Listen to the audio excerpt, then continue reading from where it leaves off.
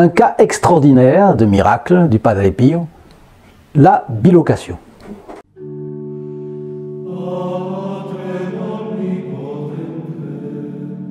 Aujourd'hui, nous parlons de bilocation et de la première bilocation du Padre Pio, parce qu'il en a eu beaucoup. Qu'est-ce que c'est que la bilocation? Imaginez par exemple que vous soyez en conversation avec quelqu'un et en même temps, au même moment, il se trouve aussi à 100-200 km de distance avec quelqu'un d'autre. Évidemment, c'est une chose complètement en dehors de la nature. C'est un phénomène qui n'est pas normal, qui est au-delà du normal. Et c'est une intervention de Dieu. Ce n'est pas possible autrement.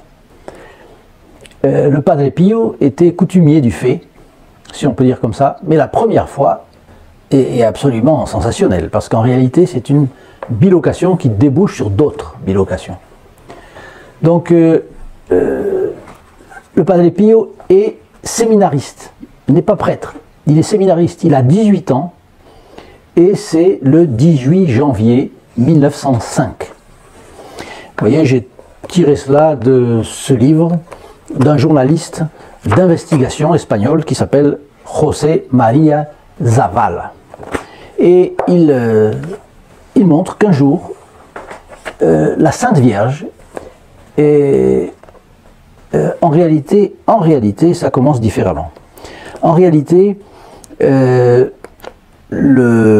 Padre Pio a raconté un mois après, donc en février, qu'il était au chœur avec un frère, Anastasio, et tout d'un coup, il s'est senti transporté ailleurs. En réalité, il se sent transporté très loin dans une maison aristocratique où le père qui était donc un noble, était en train de mourir. Mais en même temps, naissait une petite fille. Et à ce moment-là, la Sainte Vierge est apparue au Padre Pio. Elle lui est apparue, elle lui dit, voilà, je te confie cette créature. C'est une pierre précieuse, à l'état brut, non polie. Il te faudra la polir, la lapider et lui donner l'aspect le plus brillant possible. Mais c'est une personne dont je veux que je veux porter comme bijou. Je veux m'orner de cette personne. Alors le Padre Pio a répondu, mais comment cela sera-t-il possible? Parce que je ne suis qu'un pauvre clerc pour l'instant et je ne suis même pas sûr d'être prêtre. Il avait des gros problèmes de santé.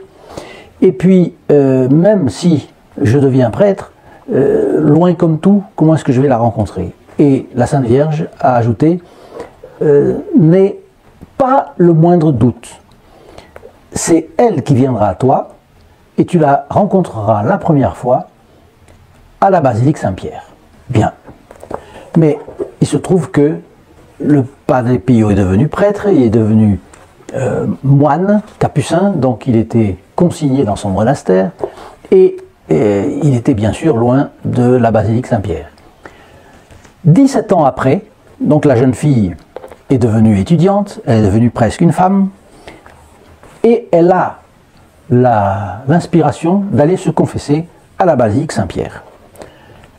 Donc l'été 1922, Giovanna Rizzani Boschi, c'est son nom, arrive à Saint-Pierre, la basilique Saint-Pierre, et elle cherche un prêtre pour se confesser. Mais il était trop tard à ce moment-là pour se confesser. Elle se dirige à un confessionnal dans la partie gauche pour qu'il rentre dans la basilique Saint-Pierre et elle ne trouve personne. Et tout d'un coup, elle voit un frère capucin à barbe, donc comme tous les capucins, cheminer vers elle et rentrer dans le confessionnal. Le deuxième confessionnal à partir du fond, quand on entre. Alors, elle se confesse. Et puis, elle sort après. Et puis, elle attend.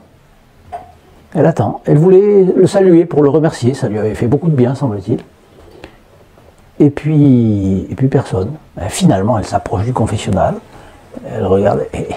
il n'y avait personne dans le confessionnal. Donc, il était parti sans qu'elle s'en rende compte. Et un an après, cette jeune fille, Giovanna Rizzani Boschi, va à San Giovanni Rotondo avec une tante et deux amis. Et elles vont là-bas pour connaître le Padre Pio, dont la réputation est déjà grande. Et là, elle se met, il y a un trou, un petit trou là, elle se glisse et elle se met au premier rang. Et au moment où le Padre Pio passe devant elle, il lui dit « Oh, toi je te connais, tu es né le jour où ton père est mort. » Et le lendemain, parce il fallait avoir un tour pour la confession, le lendemain elle se confesse à lui. Et au moment d'entrer dans le confessionnal, il lui dit « Ah ma fille, enfin vous êtes arrivée, ça fait des années que je vous attends. » Elle lui a répondu « Oh, mon père, que voulez-vous de moi? Mais en fait, je ne vous connais pas. Peut-être vous me confondez avec une autre personne. » Et lui « Non, non, non, je ne me trompe pas. Vous me connaissez, vous avez été avec moi l'année dernière à la basilique Saint-Pierre à Rome. Vous m'avez été confié par la Sainte Vierge. » Bon, elle est devenue fille spirituelle du Padre Pio et cette femme de l'aristocratie est devenue religieuse dans l'ordre franciscain et elle a pris le nom de Sœur Jacoba. Donc son patron était Saint Jacques. Et ça, donc, il y a eu deux bilocations du Padre Pio, une dans la maison où naissait une petite fille le jour où son père mourait, deuxièmement, bilocation du Padre Pio à la basilique Saint-Pierre, et enfin, 4 jours avant de mourir, elle se confessait avec le Padre Pio. Elle n'était pas loin de San Giovanni Rotondo. Et lui, il dit, ceci est la dernière confession, c'est la dernière fois que je te confesse, que je vous confesse. Je t'absous de tous tes péchés depuis que tu as eu l'usage de la raison. Mais pourquoi, mon père?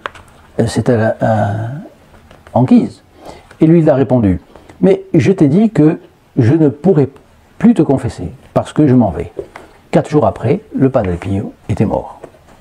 Donc on voit dans cela une chose très, très intéressante, et qui est un phénomène, qui est un don que Dieu donne seulement à certaines âmes rares.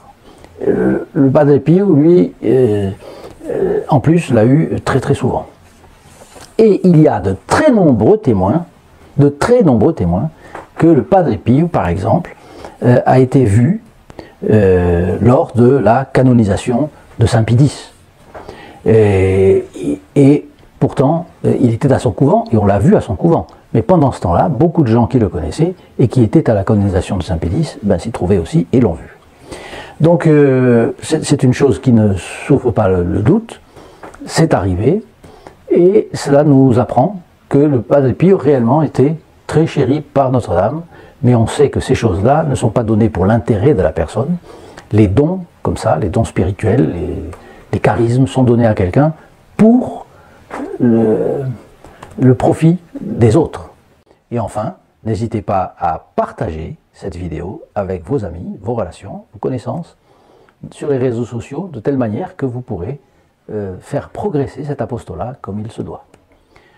Chers amis, je vous remercie de votre attention et je vous dis à très bientôt pour une prochaine étude d'un cas du Padre Pio. In nome del Padre, del Figliolo e dello Spirito Santo, e così sia. Sia lodato Gesù e Maria, e